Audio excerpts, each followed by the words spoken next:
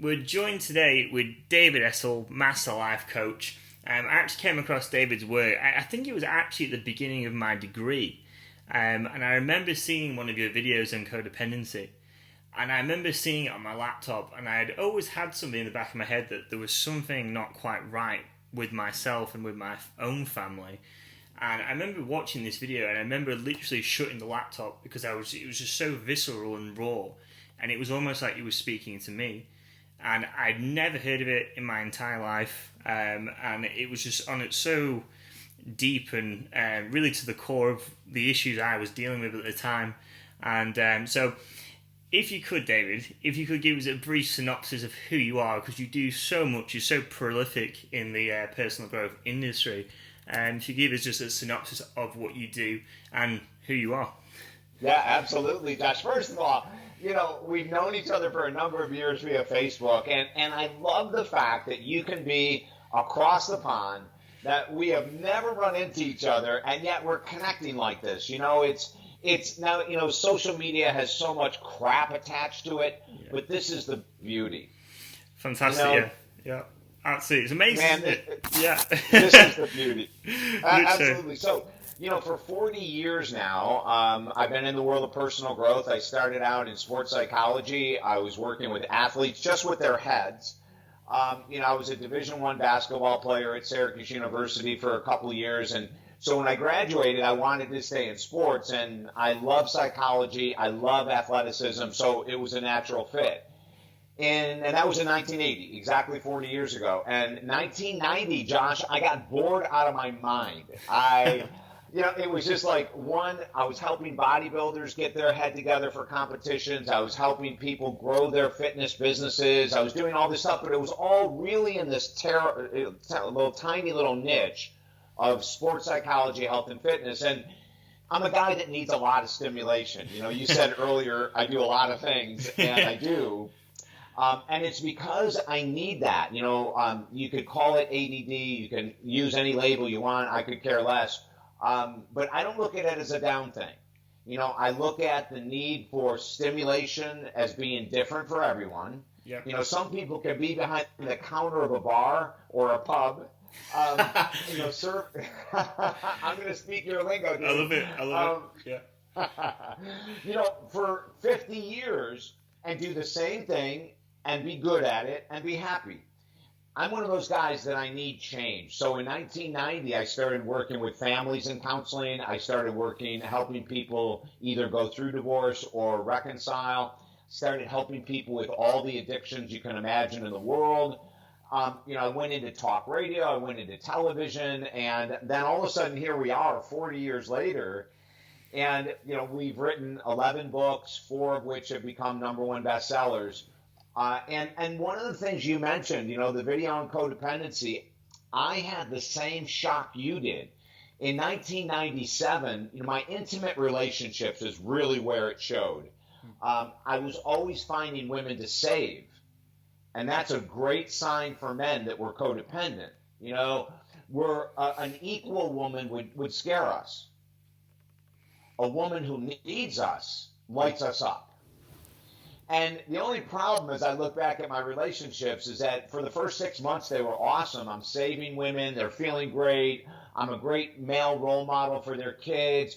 But then they get resentful because I want something in return. If I'm going to help you and your children, if I'm going to help you financially, if I'm going to be there while your mom and dad aren't, and they're not good grandparents, but I'm going to fill in, then all of a sudden the codependent starts saying, hey, I want something back. Now, Josh, I got to make this important statement. 99% of this is happening at what we call the subconscious level, and I point to the back of my head. I never consciously woke up and said, I want to date women who are needy. I want to date women who are struggling. I want to date women that don't have money so I can be the rescuer on the white horse. I never said it consciously. But I did it because honestly, the truth is, all of us codependents have low self-confidence and low self-esteem. We don't feel that great about ourselves. And it always starts between 0 and 18. It starts in the family unit, So now in 2002, and again, this was never planned, codependency counseling became 50 to 60% of my work, and to this day it still is. Wow. And we came out with a quote in 2002 that I still stand by today, that codependency in relationships, intimate relationships, friendships, and family, is the largest addiction in the world by far. Wow. And why do you think it is that it is so, pervasive across the whole world? Why is it the biggest addiction in the world? Because it keeps us in boxes, Josh. The world wants us to be in a box. The world doesn't like free thinkers. The world doesn't like people that are out there doing their own thing. So when you're codependent and you're raised in a codependent family, you're taught that these are the rules. As an example, most codependent families, the children are not taught how to feel anger, boredom, rage, insecurity, or low confidence. We're not taught it. But what we are taught is, you'll find another boyfriend, girlfriend. Tomorrow's a new day. You'll pass the next test. No one teaches us how to deal with life. So we stuff our feelings. And the world loves when we stuff our feelings, because then we're not a pain in the ass to anyone.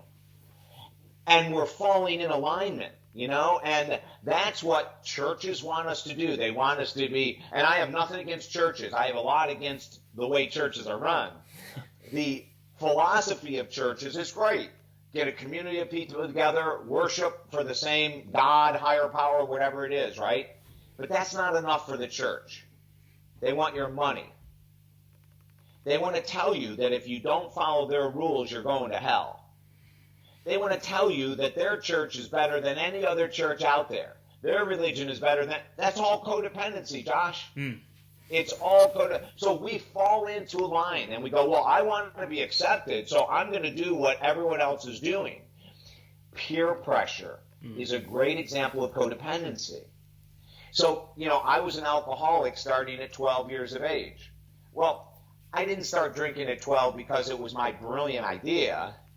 I started drinking because I wanted to fit in with the older kids. See, that's codependency.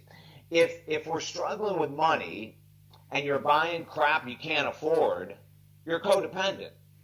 And guess what? Advertisers love you. Marketers love you. Yeah.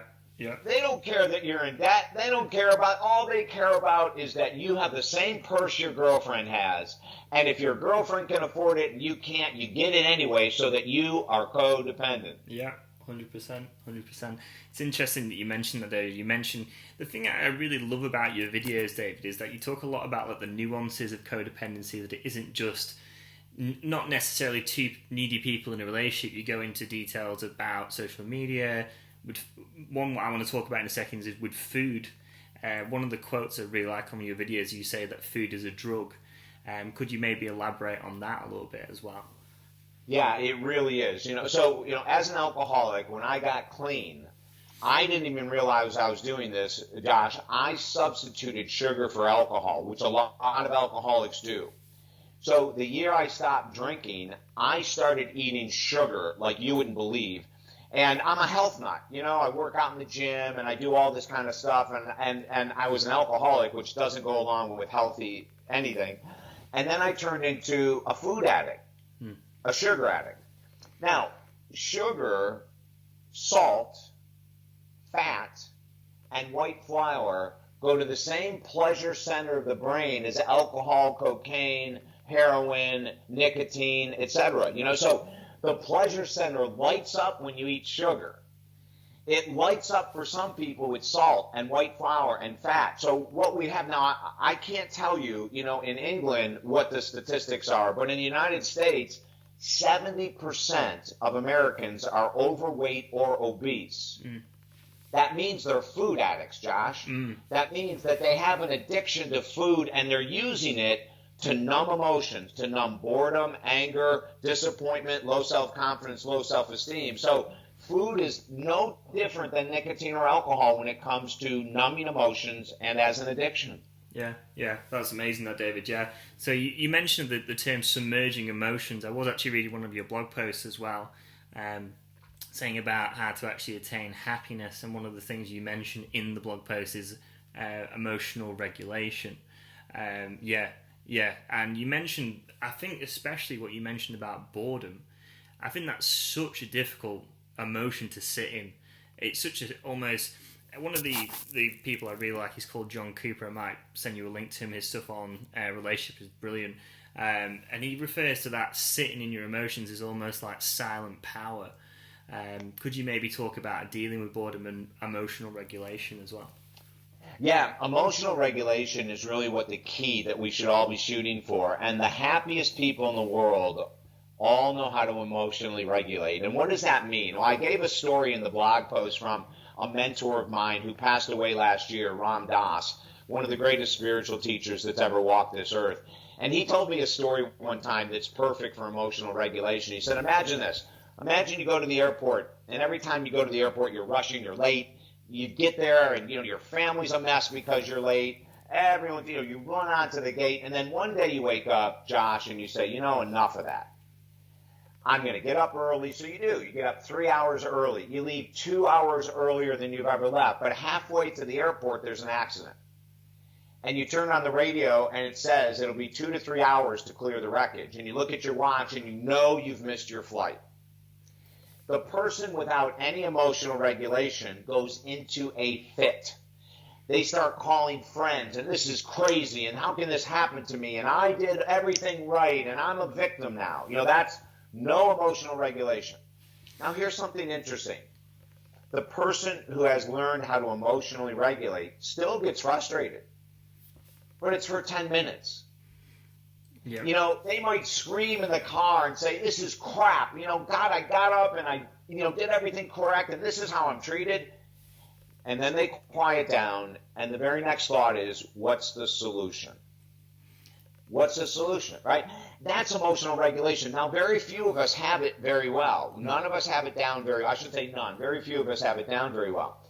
But when you emotionally regulate, going back to the example you gave, and we talk about this all the time, emotional regulation means you sit in the emotion without acting out. And I'm going to give you an example of something personally that happened to me today that is extremely difficult to deal with.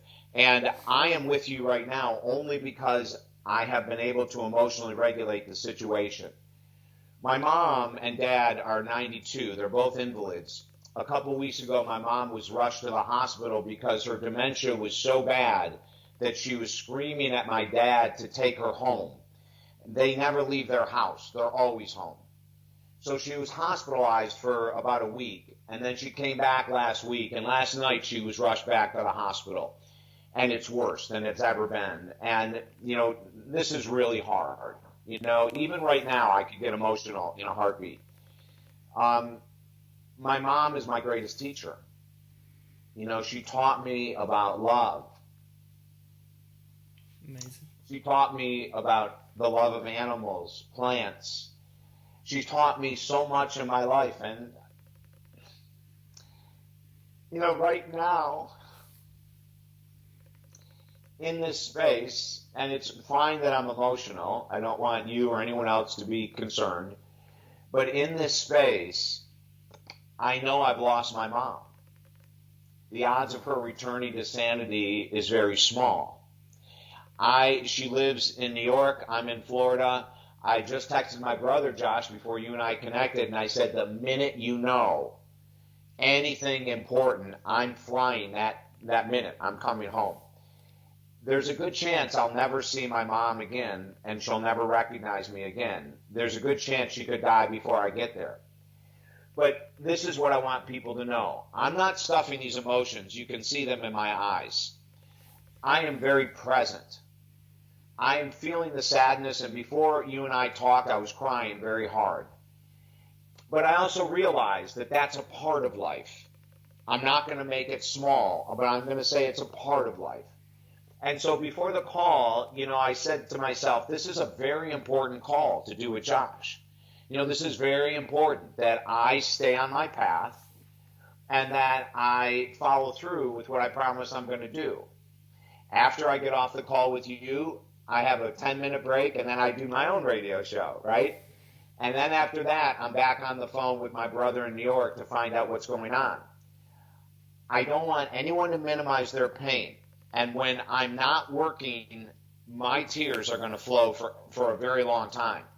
But that's emotional regulation. I'm not running from my pain or my sadness. I'm feeling it. When it's time to put it into a certain compartment, I have to be able to do that. That's emotional regulation. And then I'm going to pull it back out, Josh. Mm-hmm. So it's not about being Superman, Superwoman. It's not about saying, my mom has dementia and I'll never see her again and smiling and laughing about it. Like, that's called insanity, right? It's like, dealing with both parts of the spectrum. Everything in life has a yin and a yang. Like, there's a benefit to codependency. You're accepted by society. That's the benefit. The downside is you're not you. You're living someone else's life. Yeah. You're doing things to please other people. And so we have to realize that people who emotionally regulate, like you did when you watched my video, it hit you. Shut the computer down. I'm not ready for this, right? Now, how long ago was that, Josh? That was in 2013. It was a long time ago, yeah. All right, 7 years ago, and you're talking about it now with me openly, which means you have learned at least a very powerful example of what emotional regulation is.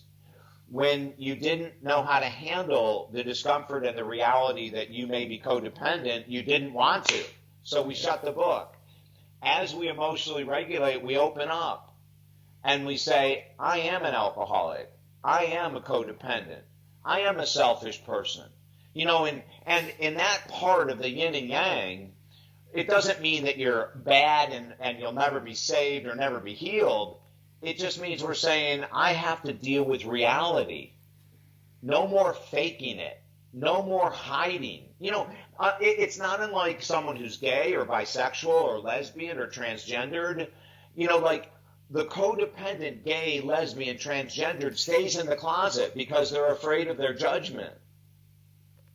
And the judgment is harsh. I've walked 4 people through a transgendered process, and it's brutal. Their family comes down on them. Their friends come down on them. But at the end of the day, they're independent, free people, Josh. It's the same thing with someone who's stuck financially because they keep buying things to keep up with their friends. When they stop that insanity, they may lose some friends, but they gain themselves. That's beautiful, yeah. Thank you for being so transparent, David, as well. That's very, very honest of you to say all that. And it's interesting that you do mention that, and my heart goes out to your family as well. My grandma just went in a home 2 days ago, and for the same early stages of dementia, and unfortunately my granddad had passed away. I think it was Boxing Day, day after Christmas, for the same thing. And I can totally empathise where you're coming from. It's unbelievably brutal. So thank you for being so honest and transparent. I really appreciate that.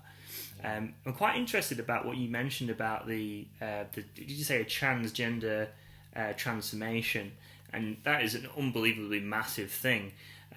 Would you argue people of that nature where it is that their transformation has to be quite drastic? They are almost the strongest of people because they do have to become so independent and so free from people's negative social judgment.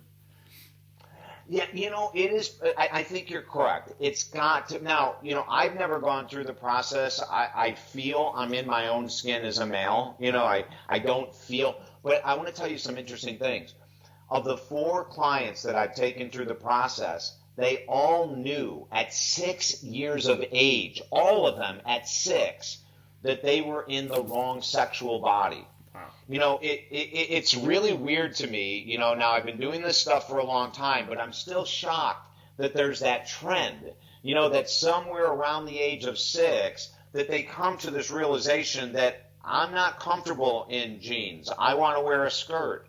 Or I'm not comfortable in skirts. I want to wear jeans, Mm-hmm. And then what they have to go through mentally, physically, psychologically is so brutal. The other thing is a lot of male to female transgendered individuals may not have the feminine characteristics that other male to female transgenders do.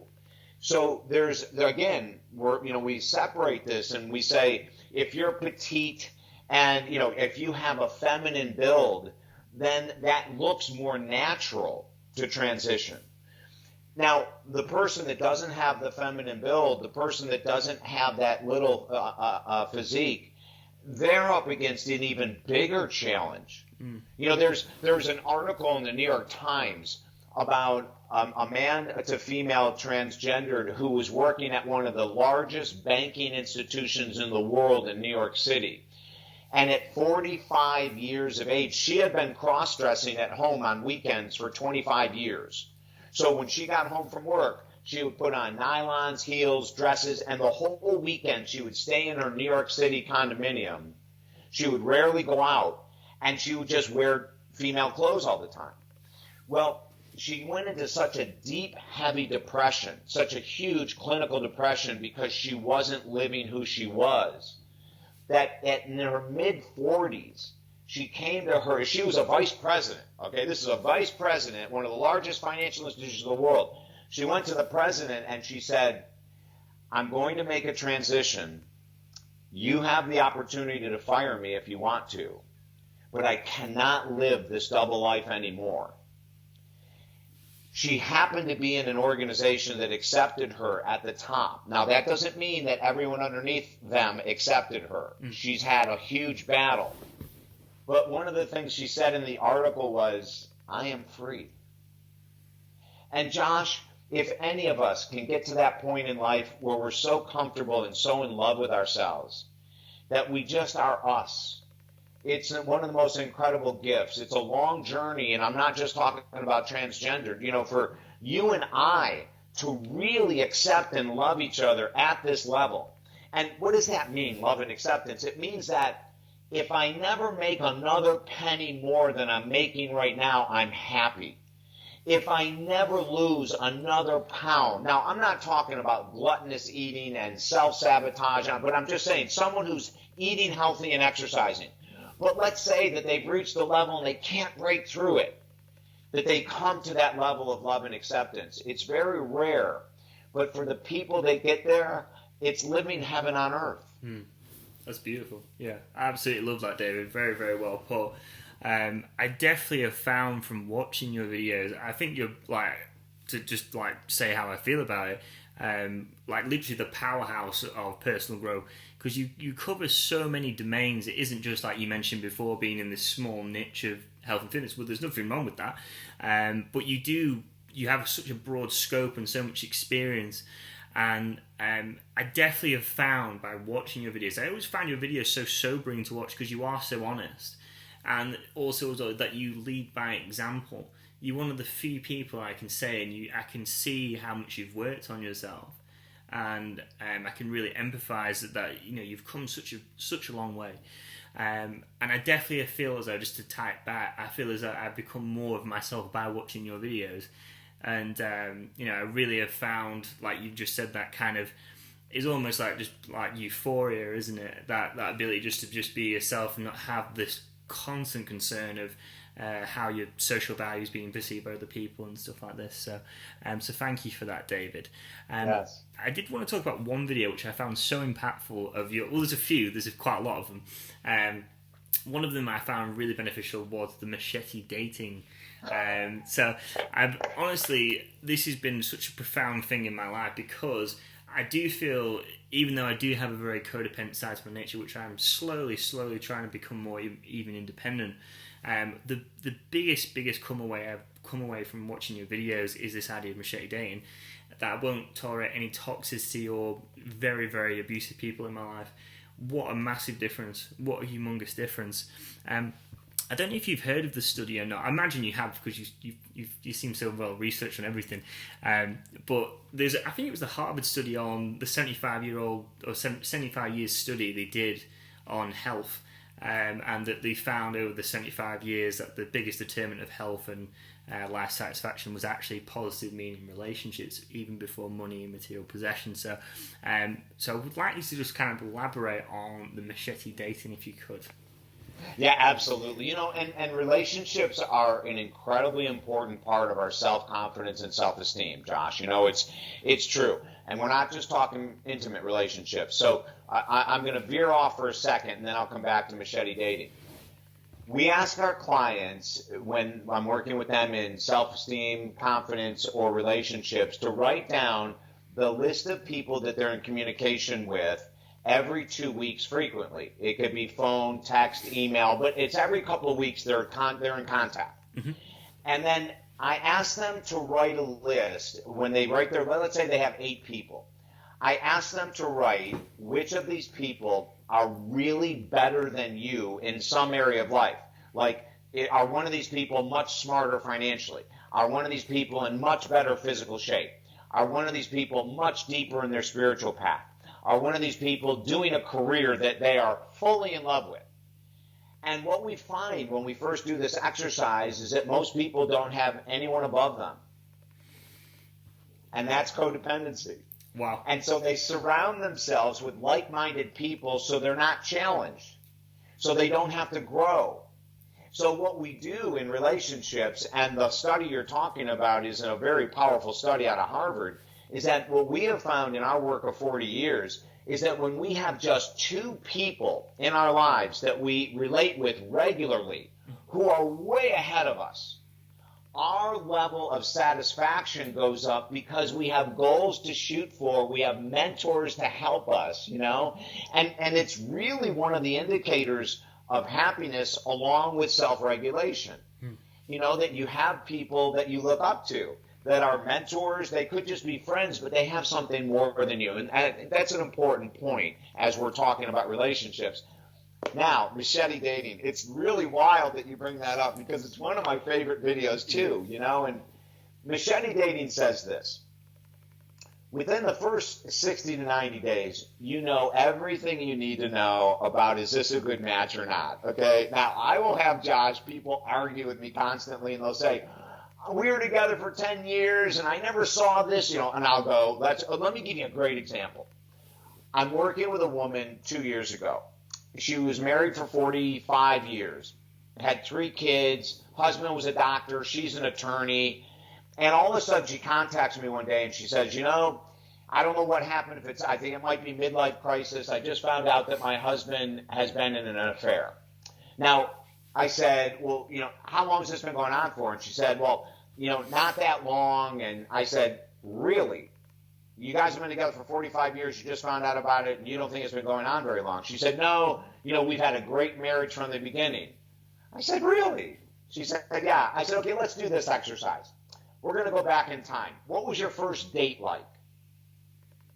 She sat there for a second and she goes, it wasn't that good. I said, well, what do you mean? And she said, well, he was a football player in college. He took me to a fraternity party. He told me to sit in the living room. I didn't see him for 4 hours. I sat by myself for 4 hours. And then he came back and he said, okay, let's go. And I said, and that's healthy? She said, I guess it's not. I said, what else happened in the first 30 days? She said, well, on the second week we were dating, I found out that he was still seeing another girl he told me he had broken it off with. The moral of the story is, you know everything if you want to have your eyes open that you need to know in 90 days. So with machete dating, we say this. What are areas in a relationship that don't work? Write down the list, whatever they are, Someone that doesn't ask questions about you, they only talk about themselves. Someone who smokes and you don't smoke. Someone that drinks and you don't drink. Someone that, whatever it is, Maybe it's someone that wants to have children and you don't. Maybe it's someone that doesn't want to have children and you do. Maybe it's someone that has little kids and you don't even want to be involved in the whole battle of custody and blah, blah, blah, blah, blah. But you move forward anyway. In machete dating, we say you have that list, and when one of those red flags appear, you confront it immediately. So as an example, 2 days ago, I'm working with a woman. We're doing this whole machete dating thing, and they go out. She goes out on a date with a guy. He has like 8 or 9 drinks, and they're driving home, and she goes, I think I better drive. And he goes, oh, I'm fine. I don't need anything. So they pull into the driveway, and she looks at him, and she says this. She said, I have a tendency of attracting alcoholics. The last 3 guys I've dated all drank way more than necessary, and I like to have a drink. She said, I have a couple glasses of wine every Friday night, and I stop. She said, but I've got to say this to you. If you're willing to completely stop drinking now, I would love to continue to see you. If you'd rather not, that's totally fine. You can continue to drink, but there's no more dates. So he said, oh, you don't understand. I can drink and I can drive. I can handle my alcohol. And she said, okay, thank you for the date. Don't bother calling. That's machete dating. Yep. Now, she didn't do this for 20 years, okay? The 20 years before I met her, she continued to date the same type of insanity. But now that she has her deal killers, and I say this to everyone, you date someone and they do something that is inappropriate to you, or they have a lifestyle habit that's inappropriate, it doesn't mean you have to, cut them off right yet. Give them a chance. Say, hey, I really like you. If you would stop chewing in a restaurant with your mouth open, I'd love to go out to eat with you again. It's being brutally open and honest, Josh, and that means you're independent. Yeah. Absolutely love that. I think the biggest thing, what you said there, definitely resonate with that, by the way, about the relationship deal breakers. Because I noticed there were certain people I kept attracting. And a very powerful story, David. Thank you very much for sharing that as well. I noticed that the main kind of core common denominators I found was controlling people, aggressive people, unreciprocalness. If that occurred in any relationship, even to a minor degree, I knew it was never going to work. No matter how hard I tried, it was just inevitable. And you mentioned about the 90-day period. I can literally, I don't know if that is maybe my codependent nature and having high empathy, but usually, if I'm honest, probably within the first 5-10 minutes, I just know. And it's just, any time which I've gone against that and not trusted that intuition, it's always come back to bite me in my ass. So but yeah, love that, David. Love that. But so in terms of that, then, if we were to then go on to about healing codependency, I know you do personal coaching, you have tons of programs, there's so much information, but you provide to people, which is amazing.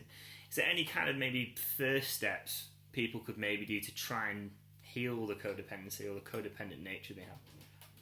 The very first step is to study what codependency is, because until you get your head wrapped around it, we have a brand new book out, Love and Relationship Secrets, that everyone needs to know. Josh, the whole book is on codependency, the entire book. So the very first step is, if you don't understand that codependency has 2,000 faces, you'll never, ever heal it. So there's the codependent, that's the submissive. Who rolls over and never wants to rock the boat and will do whatever you want. Friend, family, lover, doesn't matter. There's the codependent who's the dominant controller. There's the codependent who's the victim. They're always complaining life isn't fair, and they attract people that want to heal them. There's the codependent that's the bamboo tree, and that is that whatever you say, they agree with. Whatever you say, they agree with. They just flow in the wind. They have no groundedness, and so they have, it's hell on earth to live in these type of environments. So there's so many different forms of codependency. The first thing to do, you can go to my YouTube channel, just Google David Essel on YouTube. I think we have probably 20 codependency videos up there now. I would definitely say grab the book. In the book, we talk about codependency with friendships, family, and lovers. Because if you don't really do the research, you're going to look at this much of codependency and you're going to miss this much. And the thing is, Josh, it's really tricky because most of us were raised that way. So we have at least 18 years of seeing codependency. Now in the household, maybe you see mom, that dad comes home and he's irritable or he drinks too much or something and mom puts up with it. Or maybe, as one of my clients told me, is that she was having a lot of trouble with her husband. She was spending money they didn't have. And when we worked together, I said, let's find out where this all started. And then she came up with this incredible story. She remembers as a little girl, starting at 9 years of age, every Saturday her mom would take her shopping. They would wait for the dad to be gone. She would come home, get all the clothes out of the trunk, take all the tags off, and hang them in the closet as if they were always there. She was repeating today what her mom did when she was 9 years of age. Wow. So that the codependency is so big. My first advice is going to be to really learn it. You can learn it sometimes by watching videos, sometimes by reading books. I mean, listen, I'm a counselor. The only way I learned it was by working with another counselor. In 1997, I worked for 52 straight weeks with a friend of mine who's a counselor. We exchanged services. And she said to me at the end of 30 days, and I write about this in my books, she said, David Essel, you are the most codependent man in intimate relationships I have ever met. And Josh, I looked at her and I said, wait a second. For 17 years, I've been an entrepreneur. I started in 1980. It's 1997. I live on the beach, blah, blah, blah, blah, blah, all that kind of crap. And she said, I don't care. Look at your relationships. You are so codependent. And that opened up a doorway for me to really work hard. So then I was reading books, articles, working with her. And it really takes a full-out approach and an attack in order to understand it. And let me mention this. What happened to you in 2013 is very common. When a person first starts to read about codependency and they start to see the mirror, they start to see themselves in the book, in the video, they don't want to see it. Just like I pushed back with a counselor and said, you're nuts. I am as independent as I can be, And she just laughed at me, Josh. She just said, oh, you don't even know yourself, And she was right. So when you push away and you say, I'm not a controller, I'm not submissive, I'm not this or that, and you look at your actions, your actions are going to tell you what you are, not your beliefs. 100%. Yeah, it's amazing, that story, David. And definitely find that I think you mentioned maybe this in another video as well about, you mentioned a quote of that, if you don't want to listen to it, you probably should be listening to it, which I really love. And I can tell from that first, almost you could call it awakening, because it almost is with codependency, like you said. I think it was Melanie Beattie who said it's a mask of 1,000 faces, because there's so many different nuances. And that's actually why I found your videos so beneficial, because you do talk about them nuances. So I want to talk about that a little bit more as well, because the main thing I was interested as well is about your history. You're very open and honest about your history and the battles with alcoholism, battles with cocaine, and also the main thing I want to discuss was the treatment facility that you entered. And then because you said the power of codependency being so addictive that you slipped out of it, but obviously been back on track ever since. But could you talk about maybe that time when you did slip? Yeah, I've slipped a couple times in codependency, where now I will tell you that it's never been more than 90 days, and that's usually the longest I'll be able to put up with insanity, but there's been a couple times, after I did the year of working with a counselor, I decided not to date for another 365 days. So I took 2 years. I was completely celibate. I did not go out on romantic dates, friendship dates. I did nothing with women at all because I really wanted to get grounded. The next year was amazing. I met several women. I went out on a bunch of dates. I practiced my own machete dating because I saw that I was going to be rescuing and saving. And then about 4 years after I did the work, I fell back in and I went to rescue a woman. It was a woman that needed help financially. She needed help with children. She needed help. And after 60 days, I go, what the heck am I doing? Because it's so seductive, Josh. When you have someone saying, oh, my God, you're amazing, the way you helped me and my kids, the way you just, got me out of this jam financially, oh, my God, you're incredible, that's very seductive. And so I bit into it, and then after 60 days, I saw the reality and I had to jump out. I did it another time for 30 days. So it's not that I'm perfect. I pray I don't do it again, but if I do, it'll probably be for 15 days. Yeah. And then eventually I hope to get it down to 30 seconds, Josh. That's my goal. Yeah, I definitely resonate with that, and I'm glad you're so honest about it as well, because I think a lot of people would think, because you are a master life coach, and because I'm doing this, even me doing this video, that I'm automatically, or we're both assuming that we're perfect. But I can honestly say as well that I've slipped up many, many times. However, because I have that knowledge that you were saying before, I catch it that much sooner. And I know when it's wrong, because it does feel insane, because it's not reciprocal. You're not getting your needs met. Your self-esteem lowers because you're not getting your needs met. And then what's the point? It's not worth it. It's far easier to be almost brave, you could argue, than just being complacent and just acquiescing into the codependency abyss. So good choice of words. Yes, thank you. Yeah. I know we're kind of pressed for time, David, so I don't want to keep you too long, because I know you've got your show you need to do. One thing I was very intrigued about, you did mention it on one video, is that the passing of Robin Williams. And I wonder if you could, not necessarily diagnose him, but could you possibly give your insight on that, or what you feel happened with Robin Williams? Yeah, and there'll be people that will disagree with this, and it's fine. But, when you need attention, when you crave attention, when you crave the spotlight, when you always have to be funny, or you always have to be rich, the richest one in the crowd, that's codependency. And I remember sadly watching many interviews with Robin Williams on late night television shows, The Tonight Show and all these different shows, where to me he was never human. He was always a character. Like, I never got a chance to see him sit and talk seriously. Everything had to be funnier than shit. Everything had to be off the wall. Everything had to be bigger than life.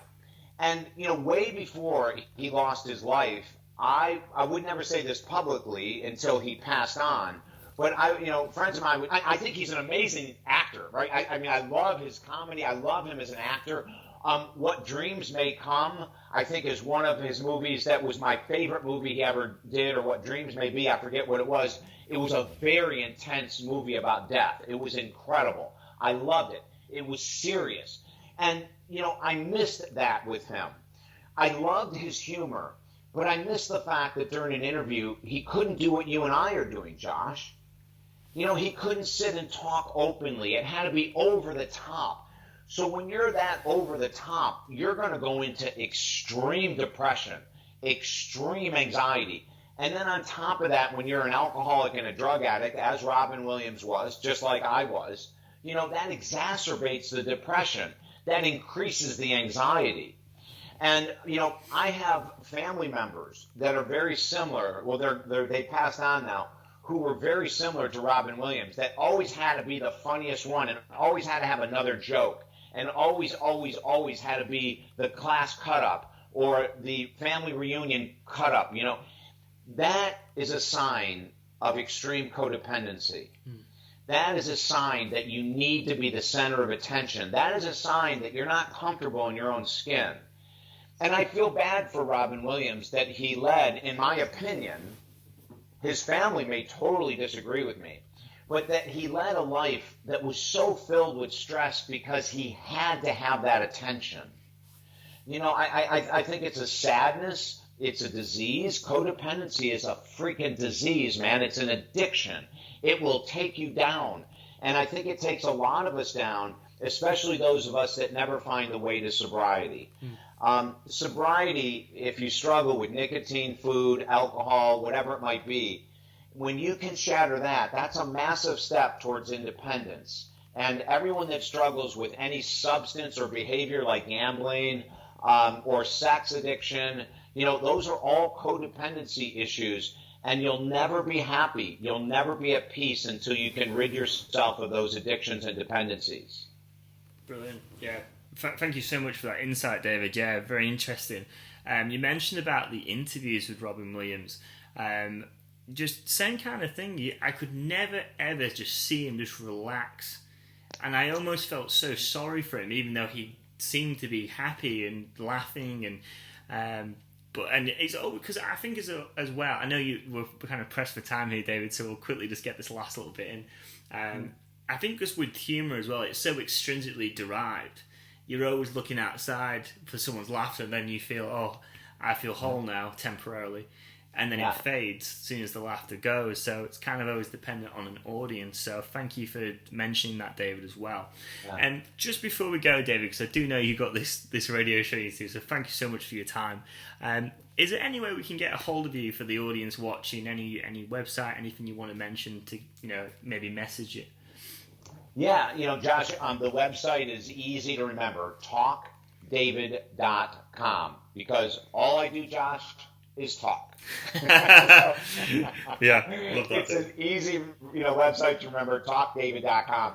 We have some free things there. You can sign up for the Motivational Minute, David Essel's Motivational Minute. You'll get inspirational videos for free twice a week sent to your inbox. There's all kinds of courses on codependency. And for people watching this that are really interested in getting to the core of what codependency is and how to heal it, grab our newest book, Love and Relationship Secrets That Everyone Needs to Know, because it is the Bible on codependency. It's not just because I wrote it that I call it the Bible, but we have people in LA, celebrities, publicists calling it the new Bible on love and relationships. So if you're interested in trying to figure out this amazing addiction called codependency, grab the book at talkdavid.com, and it'll give you a lot of insight. Brilliant, David. And thank you so much for that, David. I've absolutely really enjoyed that, and it's finally nice to finally speak to you. I'm so used to seeing you on this screen, and to speak to you now, it's very surreal. So hopefully, I would love to do some more talks maybe in the future and talk about similar things, because you are so insightful and you give so much value. So thank you for doing what you do, and we'll speak to you soon, David. Okay. Yeah. Josh, it is awesome to be with you, brother. I have had such a ball. We can do this anytime you want. And you have a great rest of your day there, too, okay? Thank you, David, so much.